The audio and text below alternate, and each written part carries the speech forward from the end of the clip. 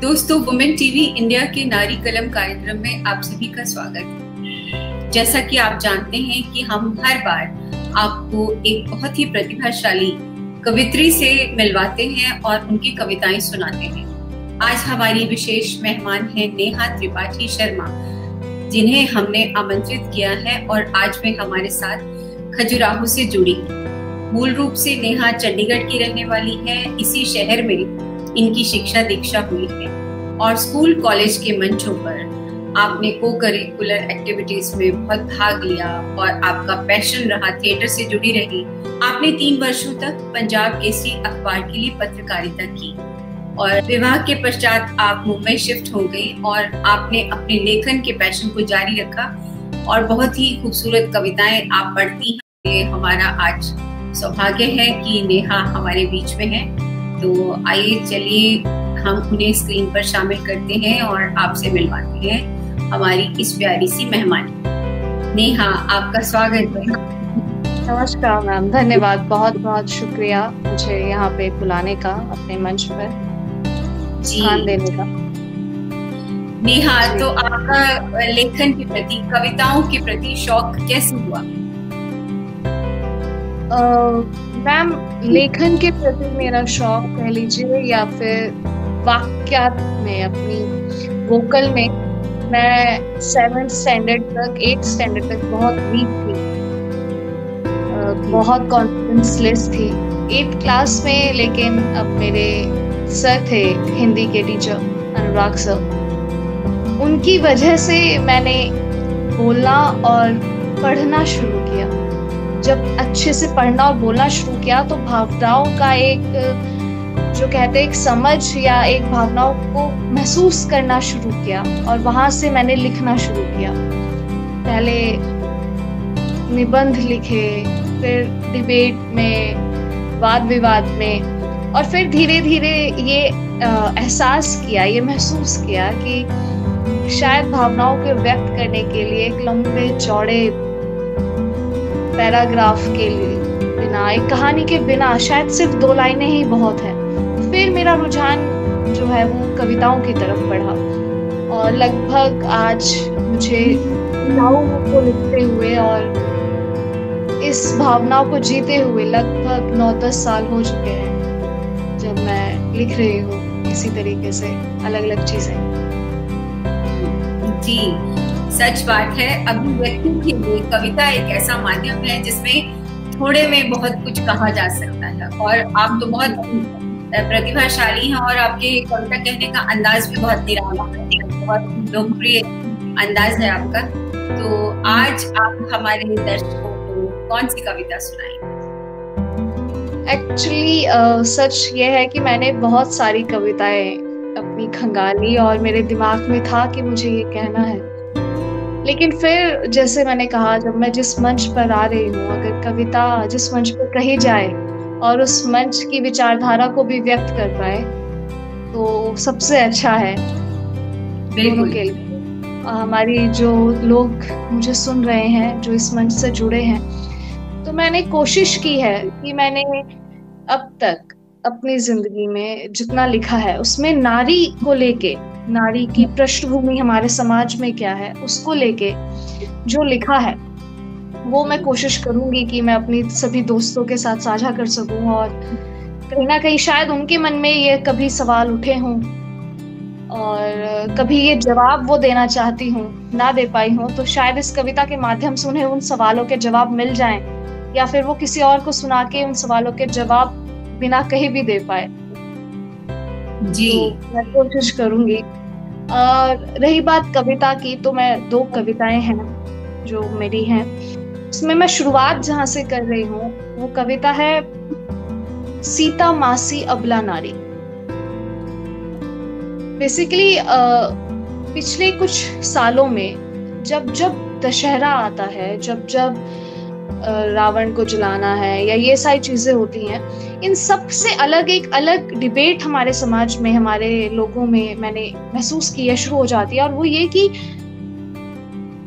रावण जो था वो अच्छा था क्योंकि सीता माँ रावण के यहाँ से सुरक्षित वापस लौट पाई। लेकिन आज के जमाने में रावण जो है वो ज्यादा बेकार है और वो रावण अच्छा था और ये रावण असली है। तो इन डिबेट्स में मुझे कहीं ना कहीं ये लगता है कि हमारे समाज में बड़ी अजीब सी विचारधारा है कि अगर सीता का अपहरण हो गया तो रावण गलत नहीं है, सीता गलत है, क्योंकि वो लक्ष्मण रेखा लांग के आई। और अगर सीता सही सलामत वापस आ गई तो उसमें सीता का महत्व नहीं है, उसमें महत्व रावण का है, क्योंकि रावण ने उसे सही सलामत वापस आने दिया। तो ये जो विचारधारा है कि सीता माँ को रावण ने वापस आने दिया, इसके ऊपर मेरा ये कटाक्ष है। जी सुनाइए। सीता मासी अबला नारी, सीता मासी अबला नारी, कोमल कमल देह सी प्यारी। सीता मासी अबला नारी, कोमल कमल देह सी प्यारी, तिनके भर से कर दे विनाश, तिनके भर से कर दे विनाश, ऐसा तेज धीर में धारी। रामायण से जुड़े और रामायण को सुनने वाले और जानने वाले लोग जानते होंगे कि सीता माँ की तरफ रावण ने जब अपना हाथ बढ़ाने की कोशिश की थी तो उन्होंने अपनी रक्षा के लिए सिर्फ एक घास का तिनका उठाया था, और वो ये विश्वास उनका था कि ये तिनका भी रावण का अंत कर सकता है। और रावण को भी कहीं ना कहीं सीता माँ के विश्वास पे विश्वास था, इसीलिए उसने अपने कदम पीछे हटा लिए।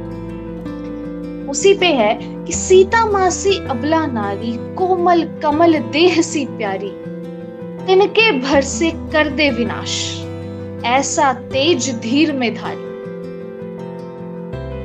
नारी की रक्षा को उत्पन्न जो पुरुषों की ये शैली है, नारी की रक्षा को उत्पन्न जो पुरुषों की ये शैली है, इसकी मर्यादा के कारण मां सीता खड़ी अकेली है।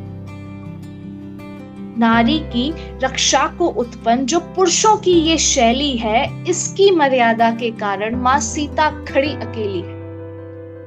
क्योंकि मां सीता चाहती थी कि यहाँ जहां वो हैं वहां से खुद उनके पति उन्हें विजय कर उन्हें सुरक्षित वापस ले जाएं। इसीलिए सिर्फ इस एक भावना की वजह से वो वहां खड़ी थी, अन्यथा वो सक्षम थी कि वो वहां से आजाद होके बाहर आए। ऐसा मेरा मानना है। मन में धीरज अंकुरित राम, मन में धीरज अंकुरित राम, एक ऐसी स्त्री जिसके मन में धीरज, शक्ति, ये सभी भावनाएं सिर्फ एक राम राम से उत्पन्न थी। मन में धीरज अंकुरित राम, नाम का सुमिरन करती, अबलावश नहीं सतित्व, बस पति प्रेम अमर करती। अबलावश नहीं है सतित्व, बस पति प्रेम अमर करती। रावण बल से उसको जीते, रावण बल से उसको जीते, ये निज मति कुमति कहती है। जिन किसी को भी लगता है कि रावण ने बल से सीता का हरण किया, ये उनके लिए कि रावण बल से उसको जीते, ये निज कुमति कहती है। सिया को बल से जीते वो पौरुष है ही नहीं ब्रह्मांड में, राम को भी लेनी पड़ी थी आज्ञा निज हृदय की छाव में। ये भी रामायण से एक बहुत चर्चित विषय है कि रावण जब श्री राम स्वयंवर में सीता माँ के धनुष उठाने आए थे श्री राम, तो उन्होंने कहीं ना कहीं मन ही मन, नजरों ही नजरों में सीता माँ से ये अनुमति ली थी कि क्या वे उनसे विवाह करना चाहती हैं तो वो ये धनुष उठाएं, और सीता माँ ने वो अनुमति दी थी। बस इसी को लेके है कि सिया को बल से जीते वो पौरुष है ही नहीं ब्रह्मांड में, सिया को बल से जीते वो पौरुष है ही नहीं ब्रह्मांड में। राम को भी लेनी पड़ी थी आज्ञा निज हृदय की छाव।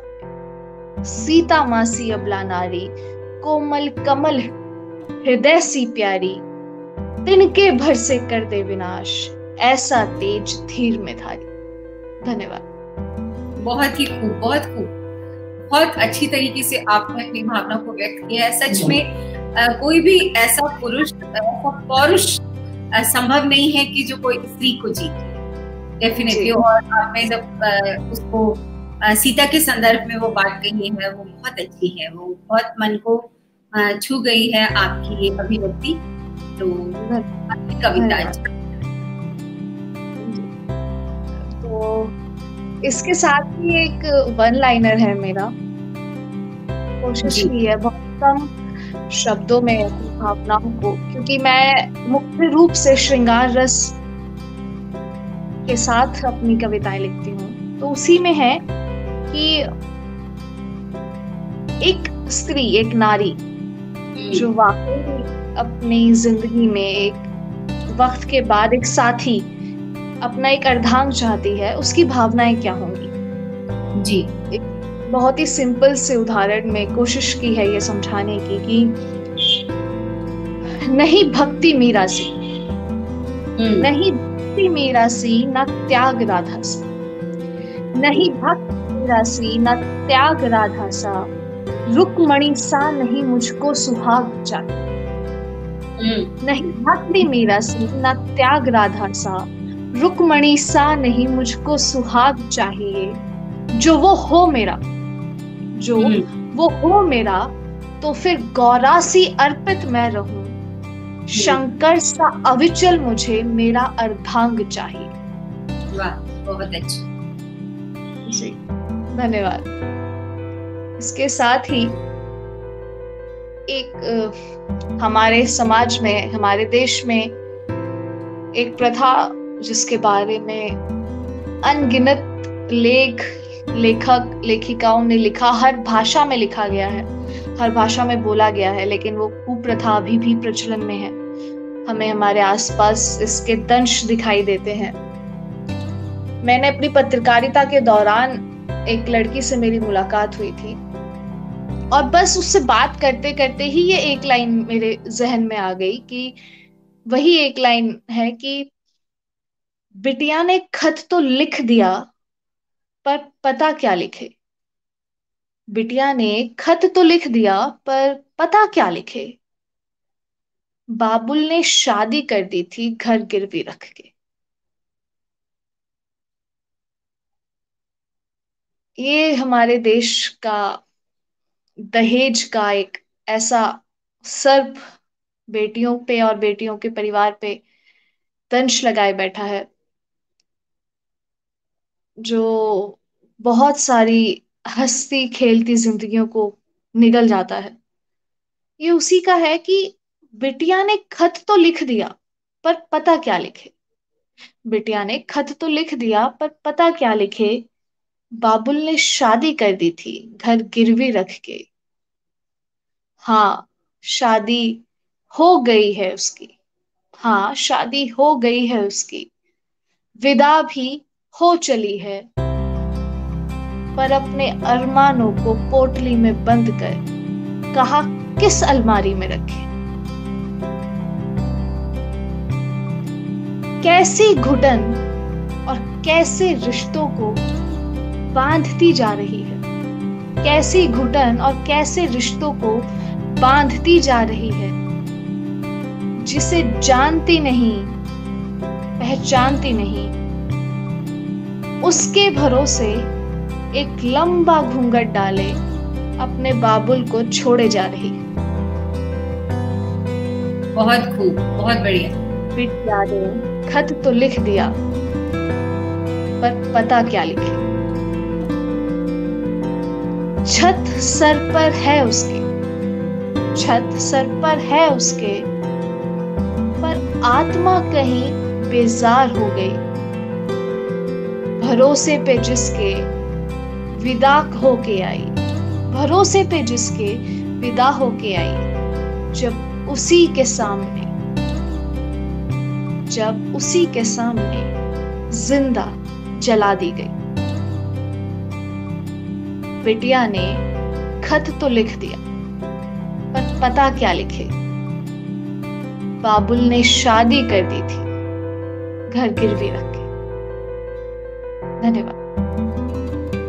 बहुत बढ़िया कविता, बहुत बढ़िया भाव आपने इसमें जो हमारे समाज की, हमारे जीवन की, स्त्रियों की सच्चाई है वो आपने अपने शब्दों में पिरोई। और ये बात बिल्कुल सही है कि यदि बाप ने घर बेच करके बेटी की शादी की है तो बाप तो बेघर है, किस पते पर वो अपना खत लिखे। बहुत खूब। नेहा, आपकी कविता हमें बहुत पसंद आई और हमारे दर्शकों को भी बहुत पसंद आएगी, ऐसा मेरा विश्वास है। एक वन लाइनर और है, आपने अपनी जिंदगी में ये सुना होगा, आप बहुत पहले से ये घर के बाहर जो लड़की निकली है उसने ये एक हमें निकलने से पहले घर में ट्रेनिंग दी जाती है। माँ ट्रेनिंग दे रही होती है, दादी माँ ट्रेनिंग दे रही होती हैं जी, ऐसे मत करो, ऐसे मत देखो, हंसो मत, रुको मत, ऐसे मत पहनो। अब उस ट्रेनिंग में कहीं ना कहीं एक वक्त तक लड़की ना चाहते हुए भी ढल जाती है। और फिर आज का दौर जब आया है, तो आज के दौर में क्या है कि बचपन से एक उम्र तक जब घर में वो ट्रेनिंग मिलती है और जो लड़कियां वाकई समाज से और समाज में होने वाली हरकतों से कहीं ना कहीं अपने ही अंदर एक कुंठा का घर लड़की के मन में बस जाता है, चाहे उसके साथ गलत हो या ना हो, सिर्फ आसपास की गंदगी को देख के ये कुंठित मन रहता है हमेशा। उसके बाद जब वो बाहर के समाज में निकलती हैं तो उन्हें अपने उस व्यक्तित्व के लिए भी टोका जाता है, क्योंकि उनमें वो एक जो आकस्मिक कोमलता, सौम्यता होनी चाहिए वो लोगों को दिखाई नहीं देती।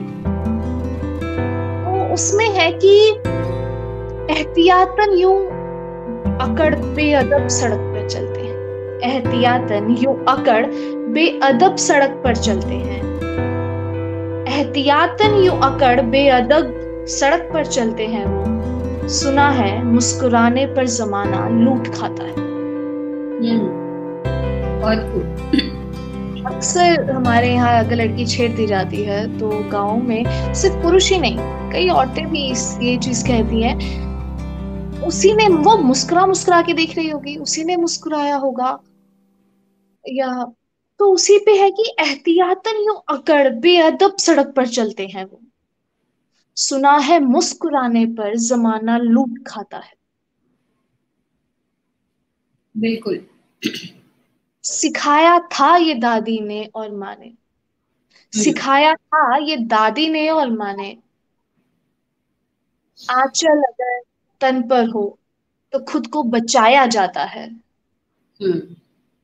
सवाल अचानक मेरे मन में यूं आ खड़ा हुआ है, सवाल अचानक मेरे मन में यूं आ खड़ा हुआ है, आंचल तो सीने पे मैंने संभाला है, वो 6 महीने की बच्ची कैसे संभाले,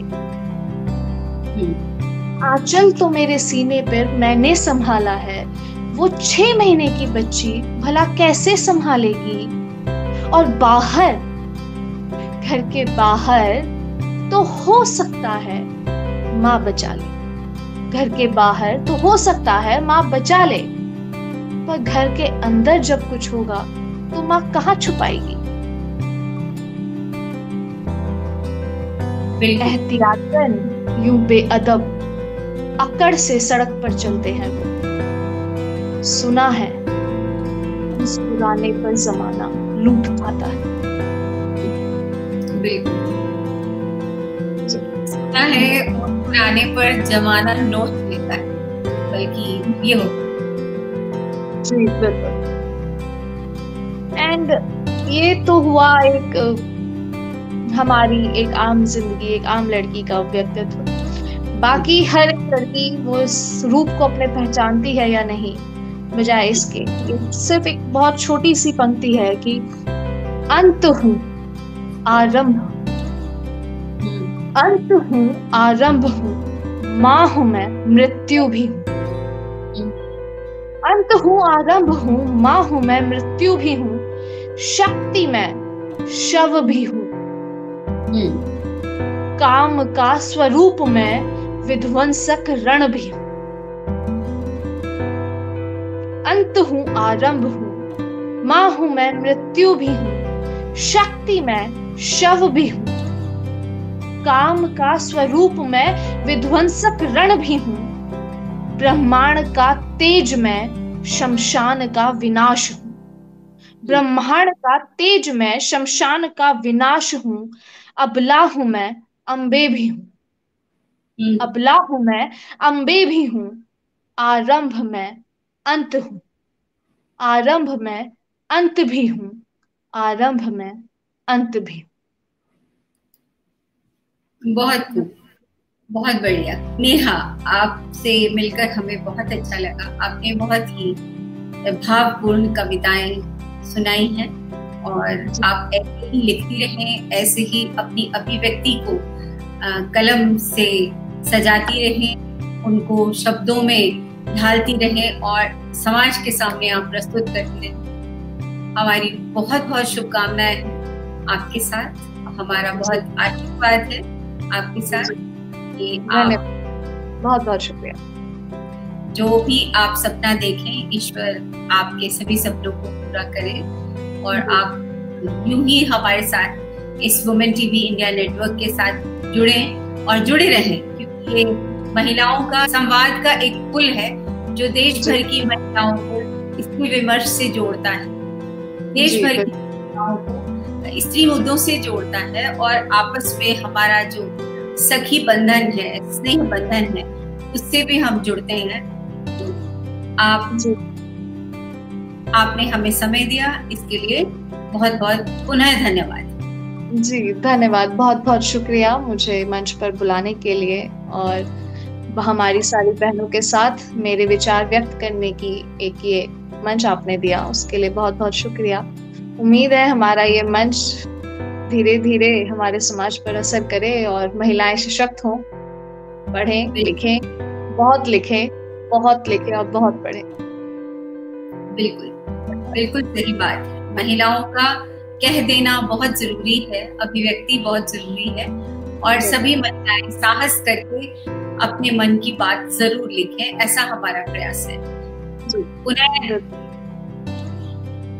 फिर मिलेंगे हम अगले हफ्ते एक नए मेहमान के साथ। तब तक मुझे दीजिए इजाजत और आप हमारे इस चैनल को सब्सक्राइब करिए, लाइक भी कीजिए, आप कमेंट्स भी दिया कीजिए ताकि हमारे पार्टिसिपेंट्स का, हमारे टीम का, जो प्रोडक्शन में महिलाओं की टीम जुड़ी है, उसका भी उत्साहवर्धन होता है। और ज्यादा से ज्यादा आप अपने अपने मंचों पर, अपने सोशल मीडिया प्लेटफॉर्म्स पर इस वीडियो को शेयर करें। आप सभी का हमारे साथ जुड़े रहने के लिए बहुत बहुत धन्यवाद। जय हिंद। जय हिंद।